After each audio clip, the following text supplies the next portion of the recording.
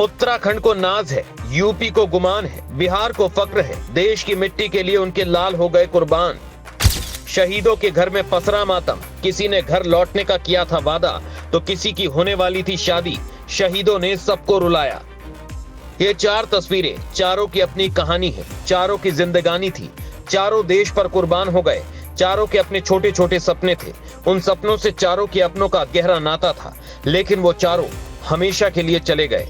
तो परिवार में आंसुओं का ढेर है, आंसू हैं कि रुकते नहीं, आंसू बता रहा है इन दिलों में उनके चले जाने का कितना दर्द है।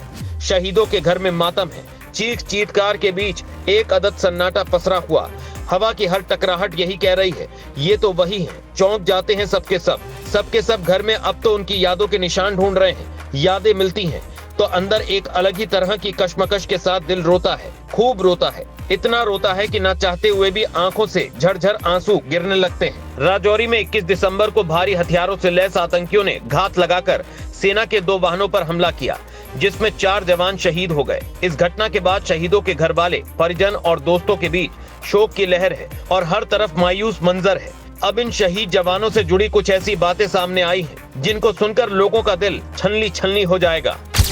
शादी की तैयारियों के बीच छाया मातम। 21 दिसंबर दोपहर पुंछ के शहीद होने वाले जवानों में उत्तराखंड के गौतम भी बलिदान हो गए। 21 दिसंबर की रात सेना की ओर से उनके परिजनों को इस बात की सूचना दी गई, जिसके बाद परिवार और गांव में मातम छा गया है। गौतम 30 नवंबर को ही छुट्टी पर आए थे और 16 दिसंबर को ड्यूटी पर वापसी की थी। 11 मार्च को उनकी शादी होने वाली थी, जिसको लेकर परिवार ने तैयारियां शुरू कर दी थी।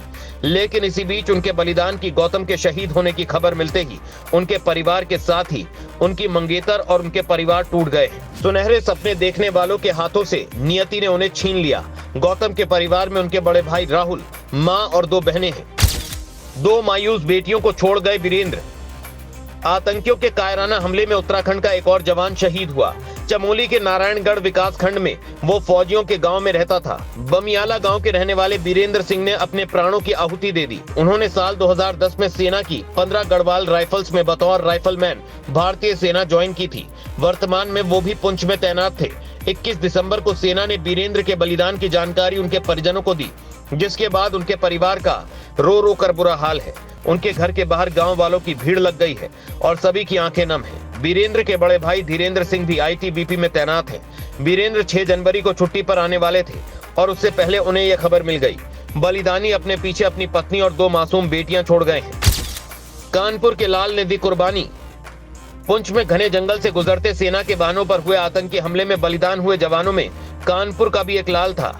चौबेपुर के भाऊपुर गांव के रहने वाले करण कुमार यादव के बलिदान होने की खबर मिलते ही उनके गांव में मातम छा गया है। 21 दिसंबर को उनकी पत्नी को फोन आया कि करण के पैर में गोली लगी है और फिर अगली कॉल सुबह आई, जिसमें पता चला कि उन्होंने देश के लिए बलिदान दे दिया है। करण सिंह अपने पीछे एक हंसता खेलता परिवार छोड़ गए।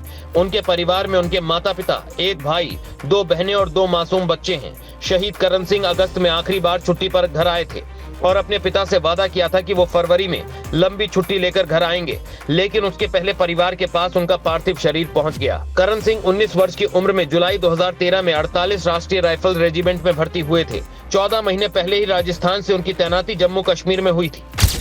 1.5 साल पहले हुई थी शादी। आतंकी हमले में बिहार के नवादा के नारो मुरार गांव के राइफलमैन चंदन कुमार भी शहीद हो गए। घर वालों को फोन पर चंदन के शहीद होने की जानकारी मिली, जिसके बाद पूरे परिवार का रो रो कर बुरा हाल हो गया है। चंदन के परिवार में उनके माता पिता और उनके 2 भाई हैं। चंदन के बड़े भाई जीवन कुमार ही पूरा घर संभालते हैं और छोटा भाई अभिनंदन गाँव में ही राशन की दुकान चलाता है। 1.5 साल पहले ही परिवार ने धूमधाम से चंदन की शादी की थी।